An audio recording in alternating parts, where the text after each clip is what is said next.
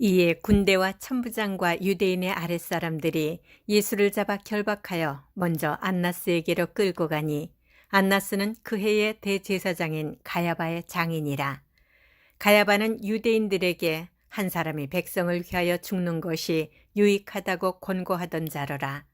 시몬 베드로와 또 다른 제자 한 사람이 예수를 따르니 이 제자는 대제사장과 아는 사람이라. 예수와 함께 대제사장의 집들에 들어가고 베드로는 문 밖에 서 있는지라.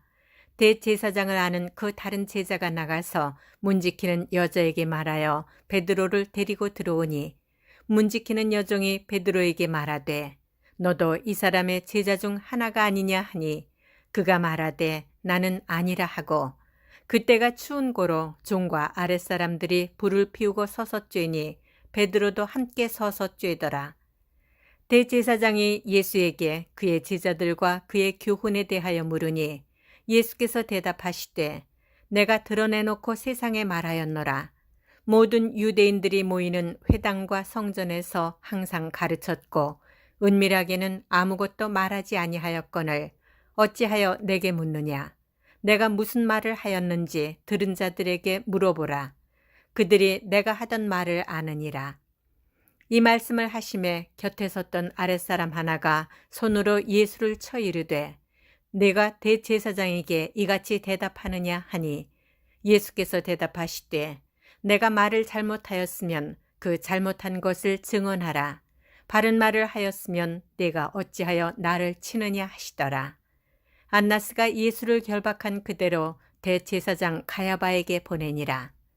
시몬 베드로가 서서 불을 쬐더니 사람들이 묻되 너도 그 제자 중 하나가 아니냐. 베드로가 부인하여 이르되 나는 아니라 하니 대제사장의 종 하나는 베드로에게 귀를 잘린 사람의 친척이라. 이르되 내가 그 사람과 함께 동산에 있는 것을 내가 보지 아니하였느냐.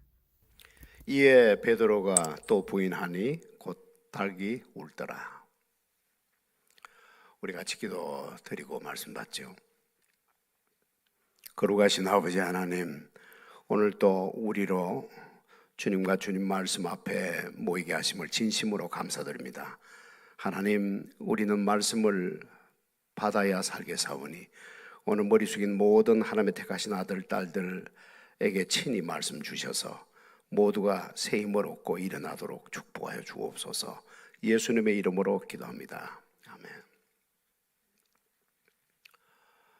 오늘은 유대인의 재판이라는 제목으로 말씀을 나누도록 하겠습니다. 다음 주일에는 로마인의 재판이라는 제목으로 설교하겠습니다. 여러분, 성탄절이 막 지났습니다마는 성탄절에 우리가 물어야 할 가장 중요한 질문은 예수님은 누구신가입니다. 이 질문에 대한 답은 우리가 베들레헴에서부터 얻을 수도 있겠지만 오늘 본문처럼 우리 주님의 마지막 모습에서도 얻을 수가 있습니다. 외아들이 전쟁터에 나가서 죽었다고 하면 그래서 죽은 그 외아들의 전사 소식을 들고 온 동료 병사가 그 부모님에게 왔다고 하면 그 부모님은 어떤 질문들을 그 병사에게 하겠습니까? 여러 질문들을 하겠지요. 어떻게 죽었느냐? 마지막으로 한 말은 없었느냐? 또 이런 질문도 할지 모르죠. 누가 그 곁에 있었느냐? 아들을 사랑하기 때문에 여러 가지 질문들을 할 것입니다. 우리가 주님을 사랑한다면 우리도 이 비슷하게 질문을 해야 합니다. 우리 주님의 마지막 모습은 어떤 모습이었는가? 우리 주님이 그때 하신 말씀은 무엇이었는가? 또 이런 질문도 해볼 수 있겠죠. 그때 우리 주님 곁에는 어떤 사람들이 있었는가? 오늘 제 설교도 이 마지막 질문 중심으로 하도록 하겠습니다. 주님께서 신문 받으셨을 때 그 현장에 있었던 사람들 중심으로 오늘 말씀을 나누도록 하겠습니다. 그러나 질문보다도 더 중요한 것은 질문을 하는 마음이겠죠. 그 부모가 어떤 마음으로 그 동료 병사에게 질문들을 했겠어요? 단순히 머리 지식을 얻기 위해서 그 질문들을 한 것은 아니었겠죠. 물론 얼마나 간절한 마음으로, 가슴으로 그 질문들을 했겠습니까? 오늘 우리들의 가슴도, 우리들의 마음도 그런 마음이 되어야 하겠습니다. 이때는 유월절 하루 전날 밤이었습니다. 유월절은 이스라엘 백성이 애굽에서 해방된 날을 기념하는 날입니다. 애굽에서 나오기에 앞서 그들은 어린 양을 잡아 문 윗부분과 문 양편을 발랐습니다. 이 피가 발리온 집들은 다 살아남았어요. 죽음의 사자가 그 집들만은 다 지나가 죽었기 때문에 다들 살아서 애굽에서 빠져나올 수가 있었습니다. 이후 지금까지 유대인들은 2월절이 되면 꼭 양을 잡아서 가족들과 함께 나누어 먹습니다. 이런 6월절 하루 전날 밤 주님은 겟세마네 동산에서 결박이 되셔서 안나스 대제사장 집으로 끌려가셨습니다. 저는 우리 주님이 결박되어 가셨다는 말씀을 보면서 속으로 자꾸만 웃음이 나오는 것을 금할 수가 없어요.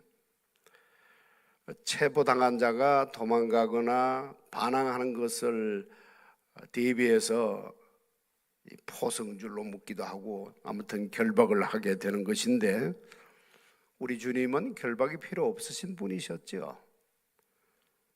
주님 당신 스스로가 당신의 몸을 내놓으시지 않았습니까? 누구를 찾느냐? 나사렛 예수니라, 내가 그니라 하시면서 우리 주님은 스스로 자기 몸을 그들에게 내놓으셨습니다. 그러면 굳이 결박을 할 필요도 없는 것이죠. 결박 안 해도 주님 스스로 그들과 함께 가 주셨을 것인데 결박을 해가지고 끌고 갔습니다. 사사기엘 보면 삼손이 결박당하는 장면이 나옵니다. 블레셋 사람들이 달려들어서 삼손을 결박을 했는데 삼손이 몸 한 번 꿈틀해버리니까 그 결박한 줄이 불탄 삼실처럼 떨어져 나가버렸습니다. 여러분, 불에 탄 삼실 생각해 보십시오. 아마 세상에서 가장 힘이 없는 것이 불에 타버린 삼실, 그 실일 것입니다. 그렇게 떨어져 나가버렸어요. 여러분, 우리 주님이 이때 몸 한번 흔들어 버리셨으면 얼마나 더 그 결박들이 불탄 삼실처럼 그렇게 더 떨어져 나가 버렸겠습니까? 그러나 그렇게 되면 우리들의 구원이 어떻게 되는 것입니까? 여러분, 우리 주님께서 우리를 구원해 주시기 위해서 끝까지 불탄 삼실과 같은 그런 것에 결박이 되셔서 끌려 다니셨습니다. 겟세마네에서 안나스 집에까지 올 때도 결박당하여 오셨다고 12절이 말씀합니다. 또 안나스 집에서 대제사장 가야바의 집으로 결박당해 가셨다고 24절에도 말씀합니다. 절로 웃음이 나오는 것을 금할 수가 없습니다. 가야바 대제사장은 안나스 대제사장의 사위가 되는 사람입니다. 죽었던 나사로가 다시 살아났을 때 이 사람이 한 말이 하나 있습니다. 우리 주님이 죽은 나사로를 살리셨을 때에 유대인 지도자들 몹시 당황했어요. 엄청 당황했습니다. 당황도 했고 두려워도 했어요. 백성들의 인기가 예수님께로 다 몰려가 버릴까봐 두려워했고, 또 로마 당국이 자신들의 땅들을 빼앗아 버릴까봐도 두려워했습니다. 이런 때에 교활하기 짝이 없는 정치꾼 가야바 대제사장이 이런 말을 합니다. 너희가 아무것도 알지 못하는도다. 한 사람이 백성을 위하여 죽어서 온 민족이 망하지 않게 되는 것이 너희에게 유익한 줄을 생각하지 아니하는도다. 간단히 말하면 예수만 죽여버리면 돼 라는 말이었어요. 그러면 우리 다 살아남을 수가 있어 라는 말이었습니다. 그러나 바로 이 말이 하나님의 말씀이 될 줄은 가야바는 꿈에도 상상 못했을 거예요. 과연 이 말대로 하나님은 외아들 예수 그리스도를 희생시키시고 지옥으로 떨어지는 수많은 영혼들을 천국으로 인도하셨습니다. 가야바는 참으로 몰랐을 거예요. 물론 몰랐죠. 하나님이 이렇게 하실 줄은 꿈에도 상상을 못했을 것입니다. 가야바 자신이 한 말은 그냥 조폭 세계에서 오야봉들이 하는 말투와 같은 그런 말투였을 뿐이에요. 그 뒷골목에서 하는 말투 있잖아요. 그런 식으로 말한 것뿐인데 하나님께서는 그 악한 말을 하나님의 선한 목적으로 사용해 버리셨단 말이죠. 요한복음을 보면 가야바가 이 악한 말을 했는데 하나님께서는 선한 목적으로 바꾸어 사용해 버리셨다는 말씀을 두 군데나 기록을 해놓고 있습니다. 오늘 여기서도 우리가 보지만 11장에서도 그 기록을 우리가 보아요. 얼마나 하나님이 하신 일이 놀랍고도 감동적이었던지 이 요한복음을 기록한 사도 요한의 뇌리 속에 가야바 하면 이것만 기억이 났던 것 같아요. 여러분, 우리 하나님 참으로 광대하신 분입니다. 얼마나 우리 하나님이 광대하신 분이신지 시편을 보면 곳곳에서 광대하신 하나님을 노래합니다. 나와 함께 여호와를 광대하시다 하며 함께 그의 이름을 높이세. 여호와는 광대하시니 우리 하나님의 성 거룩한 산에서 극진히 찬송하리로다. 여호와는 광대하시니 극진히 찬양할 것이요 모든 신보다 경외할 것이며 여호와는 광대하시니 그가 찬양할 것이라 크게 찬양할 것이라 그의 광대하심을 청량치 못하리로다. 우리 주는 광대하시며 능력이 많으시며 그 지혜가 무궁하시도다. 그의 능하신 행동을 인하여 찬양하며 그의 지극히 광대하심을 쫓아 찬양할지어다. 여러분, 우리가 무엇을 안다 할 수 있겠습니까? 무엇을 한다라고 할 수 있겠어요? 그저 하나님 앞에 머리 숙일 일 뿐입니다. 다음은 안나스 대제사장에게로 눈을 돌려보도록 하겠습니다. 조금 전에는 가야바 대제사장에게 우리가 잠시 눈을 멈췄더랬는데 다음은 안나스 대제사장입니다. 이 안나스 대제사장은 가야바의 장인 어른입니다. 아마 유대인들이 가장 존경했던 모양이죠. 가장 존경했던 어르신네라서 이 사람에게 예수님을 먼저 끌고 간 것 같습니다. 그러나 예수님은 이 사람에게 해주실 말씀이 없어요. 이날 밤 안나스는 우리 주님에게 다음과 같은 요지로 묻습니다. 네가 무엇을 가르쳤느냐?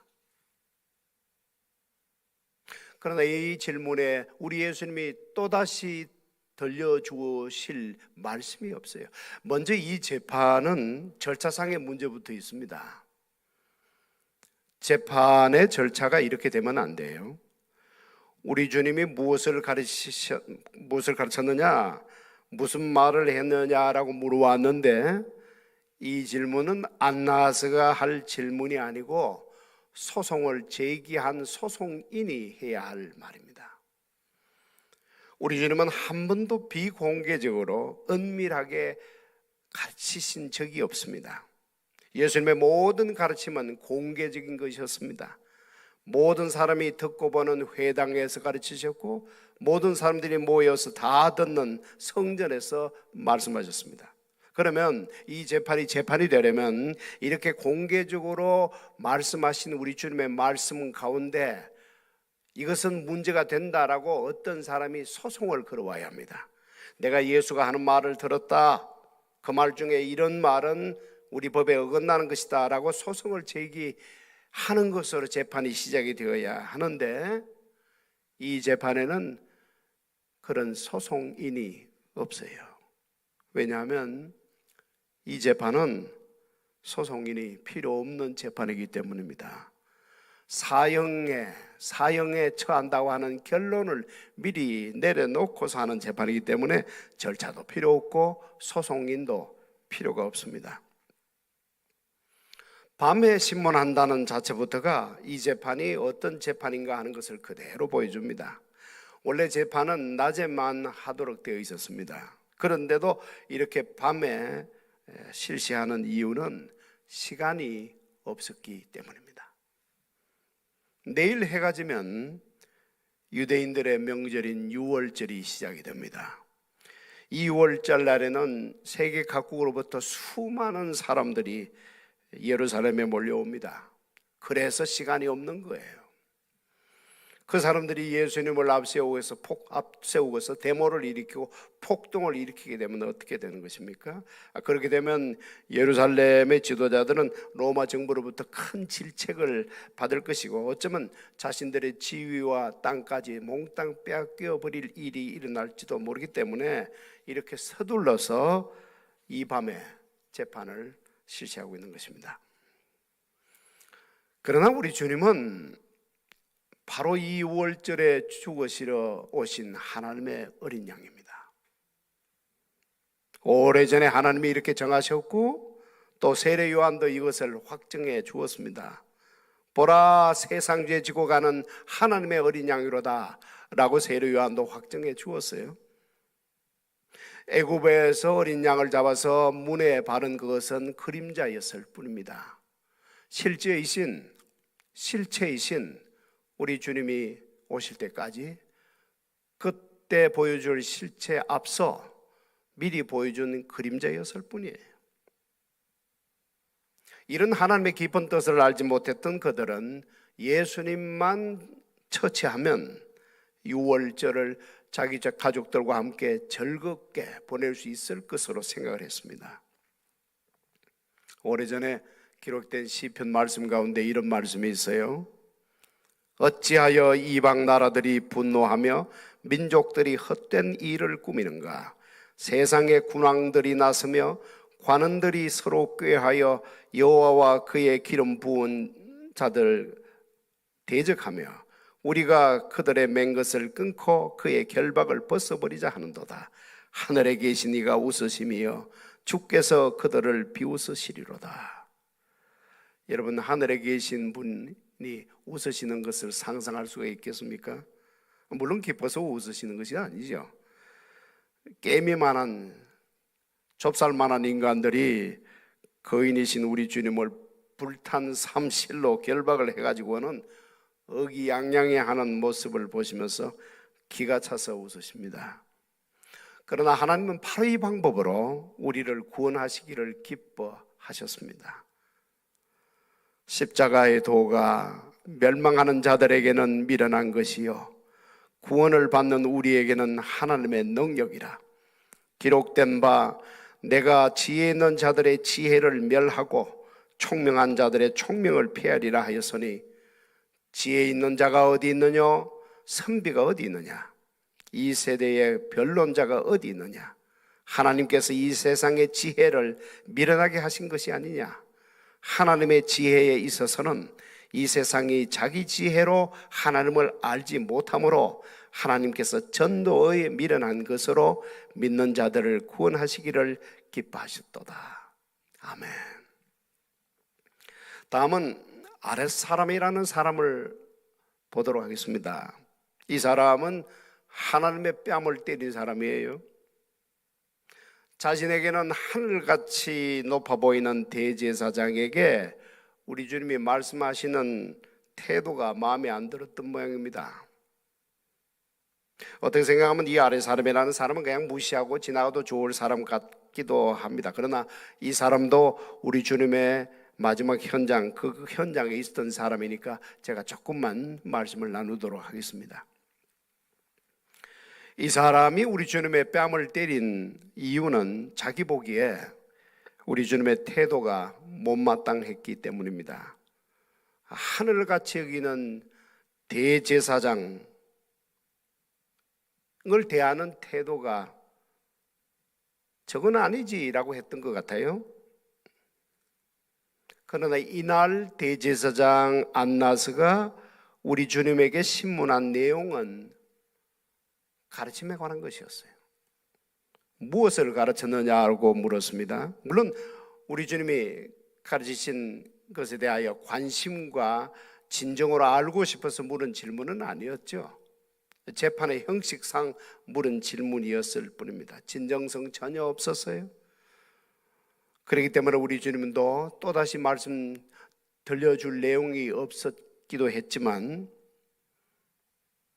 그렇게 형식적으로 재판의 하나의 형식상 물어본 그 질문, 어쨌든 안나스와 주님 간에 오고 간 내용의 핵심은 주님의 가르침 또는 주님의 말씀, 이것이 핵심입니다. 그런데 이 아래 사람은 그런 것은 관심이 없는 사람이에요. 이 사람은 그런 것은 전혀 관심이 없습니다. 말씀 같은 거 관심 없어요. 무엇을 가르쳤느냐 관심 없습니다. 그저 하늘같이 여기는 대제사장만이 관심이었지, 우리 주님이 무엇을 가르쳤느냐, 무슨 말씀을 하셨느냐는 전혀 관심이 없는 사람입니다. 그러니까 본질적인 것에는 관심이 없는 사람이에요. 비본질적인 것, 지나고 나면 아무것도 아닐 그런 비본질적인 것에만 관심을 두고 살아갑니다. 한마디로 이 사람은 왜 사는지를 모르는 사람이에요. 무엇이 가장 가치 있는 것인가 하는 질문에 대해서는 관심도 없는 사람입니다. 어떻게 살아야 가장 보람이 있는 인생이 되느냐, 이런 질문 전혀 관심이 없는 사람이에요. 이런 사람을 향하여 성경은 이성 잃은 짐승 같은 자라고 성경은 말씀합니다. 왜 인간이 짐승과 다른지를 모르는 거예요. 그러나 이 아래 사람은 지금 이스라엘의 최고 권력가인 안나스 대제사장 바로 앞 가까이에 있는 사람입니다. 어쩌면 이 사람을 두고 주위에 있는 친구들은 그 친구 실세야, 권력의 실세야 라고 말했을지 몰라요. 본인 자신도 그렇게 생각하며 살았을지 모릅니다. 그것이 이 사람이 살았던 유일한 이유이고 목적이고 또 보람이고 가치였을 것입니다. 그러나 그 힘 있는 자가 어느 날 쓰러지게 되면 이 사람은 어떻게 되겠어요? 같이 쓰러지지 않겠습니까? 제가 어제 인터넷에 들어가서 부평초 있죠? 부평초를 찾아보다가 깜짝 놀랄 만한 사진을 하나 보았습니다. 부평초인데, 여러분 부평초 아시죠? 부평초인데 꽃이 얼마나 화려한 꽃이 피었는지 제가 보면서 아주 놀랐어요. 한참 들여다봤습니다. 그러나 부평초가 어떻습니까? 뿌리를 땅에 내리지를 못하니까 겨우 물 위에 떠 있기 때문에 그저 물이 흐르는 대로, 바람이 부는 대로 끌려다니지 않습니까? 그러다가 끝내 물이 폭포수처럼 떨어지는 그날에 부평초도, 그 아름다운 꽃도 한순간에 다 없어져 버리고 말겠죠? 이 아래 사람은 부평초와 같은 사람이에요. 그렇지만 부평초와 다른 식물도 있죠. 흘러가는 물에 둥둥 떠내려가는 그런 식물이 아니라 땅에 뿌리를 내리는 식물도 있지 않습니까? 시냇가에 심은 나무. 여러분, 이런 나무는 철을 따라 열매를 맺고 그 잎사귀가 마르지 아니합니다. 시편 92편 기자는 이런 나무를 여호와의 집에 심긴 나무라고 노래합니다. 여호와의 집에 심겼으며 우리 하나님의 뜰 안에서 번성하리로다. 그는 늙어도 여전히 결실하며 진액이 풍족하고 빛이 청청하도다. 여러분, 비록 제대로 배운 것도 없고 힘도 없는 사람일지라도, 그런 시골의 촌부들일지라도 오히려 시냇가에 심기운 나무 같은 촌부들이 많습니다. 이런 사람들은 하나님이 자기 같은 촌뚜기도 사랑하신다는 것을 깨닫고는 한없이 기뻐합니다. 예수님이 자기 같은 존재를 위해서도 십자가 져 주셨다는 것을 깨닫고는 눈물로 찬송하며 살아가요. 이런 사람들에게 왜 사십니까? 무슨 보람으로 사십니까? 라고 물어보면 틀림없이 이렇게 대답할 거예요. 예수 믿는 보람으로 삽니다. 하나님을 기쁘시게 하는 삶을 살아갑니다. 여러분, 부평초와 시냇가에 심은 나무, 사랑하는 우리 성도님들이 물 없는 그 광야 같은 곳에서 참 힘없이 살아가다가 예수님의 은혜로 시냇가에 심기운 나무가 된 것을 진정으로 감사하시고 영원토록 예수님을 찬양하시기 바랍니다. 이제 마지막으로 우리가 볼 사람은 베드로입니다. 이날 요한은 예수님 바로 뒤에서 예수님을 따라갔습니다. 예수님이 잡혀가신 그 대제사장의 집과 요한은 서로 아는 사이였기 때문에 요한은 쉽게 그 집에 들어갈 수가 있었습니다.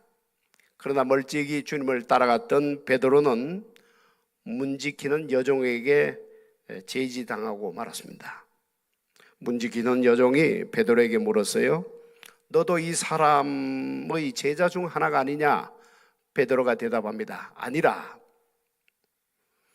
이날 밤 공기가 몹시 차가웠습니다. 그래서 여러 사람들이 대제사장의 집 뜰에서 불을 피워서 몸을 녹였습니다. 베드로도 그들과 함께 불을 쬐었습니다. 근데 바로 그 자리에서 또 어떤 사람들이 베드로에게 말을 합니다. 너도 그 제자 중 하나가 아니냐? 그러자 베드로는 맹세를 하면서 부인했습니다. 하나님을 두고 맹세하는데 나는 저 사람 몰라 라고 했는지도 몰라요. 그러나 베드로가 꼼짝달싹할 수 없는 마지막 외나무 다리를 만나고 맙니다. 왜 하필이면 그 사람이 그 시간에 거기에 있었는지 모르겠어요. 그 겟세마네 동산에서 베드로가 칼을 빼내서 대제사장의 종 말구의 귀를, 오른편 귀를 잘라버리지 않았습니까? 하필이면 그 사람의 친척되는 사람이 그 자리에서 베드로와 함께 불을 쬐고 있었단 말이죠. 오늘 이 말씀을 보면요, 참 베드로가 얼마나 초라하게 되는지 그걸 아주 생생하게 기록을 해놓고 있습니다. 어쩌면 그래요. 꼼짝없이 외나무 다리에 만난 베드로의 모습을 생생하게 그대로 드러내 보여주고 있어요. 그 사람이 베드로를 노려보더니만 이렇게 말합니다. 네가 저 사람과 함께 동산에 있는 것을 내가 보지 아니하였느냐? 그러자 베드로는 이번에는 저주까지 하면서 주님을 부인합니다. 어떻게 저주를 했는지는 모르겠어요. 그러나 어쨌든 아까 맹세 말보다는 더 험악한 말로 주님을 부인을 했습니다. 바로 그때 닭이 울었습니다. 주님께서 미리 말씀해 주신 대로 닭 울기 전에 베드로는 3번 주님을 부인했습니다. 다 도망갈지라도 나는 도망하지 않겠다고 했던 베드로, 다 주님을 버린다고 해도 나는 버리지 않겠다고 했던 베드로가, 그 수제자 베드로가 이렇게 한없이 추락해 버리는 모습을 우리가 지금 봅니다.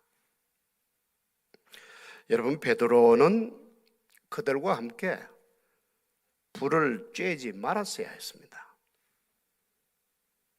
하나님과 거리가 먼 사람들과 함께 불을 쬐면 육신은 좀 따뜻해질지 몰라도 영혼은 싸늘하게 죽어갑니다. 여러분, 오늘 말씀을 다시 보면 이 베드로에 관한 말씀이 참 길어요. 베드로에 관한 특별히 한없이 추락하는 초라한 베드로의 모습을 적나라하게 그대로 기록만 해놓고 있습니다. 그 후에 베드로가 어떻게 했다는 말씀도 없어요. 그냥 베드로의 한없는 추락, 이것만 그대로 계속 보여주고 있습니다. 이렇게 기록하게 하신 우리 주님의 의도가 있지 않겠습니까? 저는 이 말씀을 계속 읽어보면서 성령께서 저를 향해서 네가 바로 베드로가 아니냐 라는 음성을 자꾸 해주시는 것 같아서 참 찔리는 마음으로 또 읽어보고 그럽니다. 절대로 베드로가 못마땅해서 이렇게 길게 많이 기록한 것은 아닐 거예요. 더더욱 몇 번 말씀드린 것처럼 요한복음은 베드로의 가장 사랑한 친구 요한이 이 일이 있고서 5, 60년이 지난 후에 뒤돌아보면서 기록한 책이었죠. 요한이 베드로가 미워서 이렇게 적나라한 모습을 기록했겠습니까? 아니죠. 베드로의 이 초라한 모습을 계속 들여다보게 하시는 우리 주님의 뜻이 분명히 있을 것입니다. 그러나 우리가 이 베드로의 이야기로 오늘 말씀을 끝내면 안 됩니다. 베드로 옆에 서 계시는 우리 주님을 보아야 합니다. 여러분, 우리 주님은 얼마나 한결같은 분이십니까? 안나스 대제사장에게 해주신 말씀을 다시 생각해 보십시오. 성전에서나 회당에서나 심지어 오늘 안나스 대제사장 앞에서 주님이 하시는 말씀은 한결같습니다. 변함없으신 우리 주님의 모습을 계속 보여주시는 거예요. 여러분, 참으로 변덕 많은 이 세상에서 믿고 의지할 분은 우리 주님뿐입니다. 소망을 둘 곳이 우리 예수님뿐이란 말이에요. 사랑하는 성도 여러분, 원래 마지막 주일인 오늘 이것을 다시 여러분 가슴에 심으시기 바랍니다. 지난 1년을 뒤돌아볼 때 참 많은 생각을 지금쯤 하실 줄을 압니다. 코로나 사태, 이거 어떻게 이해하면 좋을지 아직도 정리가 잘 안 되지요. 많은 분들이 원래 엄청 추락해버린 자신을 생각하면서 참으로 좌절감과 무력감을 느끼고 계실지 모르겠습니다. 그러나 여러분, 다시 우리 주님에게 소망의 닻을 내리도록 하십시다. 얼마나 한결같은 우리 주님이십니까? 성전에서도 그 모습이셨어요. 회당에서도 그 모습이었습니다. 오늘 안나스 대제사장 앞에서도 그 모습이십니다. 이렇게 변함없으신 우리 주님이기 때문에 우리 주님은 우리를 영원토록 붙들어 주실 수가 있습니다. 세상 지나고 변할지라도 영원하신 주 예수, 그분만 있으면 됩니다. 그분에게만 소망을 다시 내리시고 이 한 해를 잘 정리하시기를 바랍니다.